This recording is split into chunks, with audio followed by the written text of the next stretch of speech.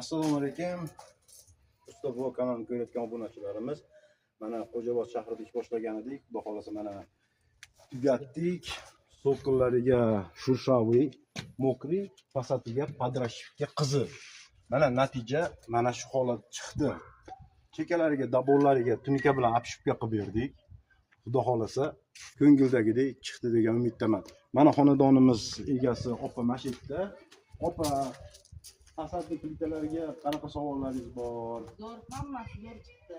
Nimalarimiz, ustalarimiz zo'r ekan. Xudo xohlasa reklamaga chiqarishga naqamiz.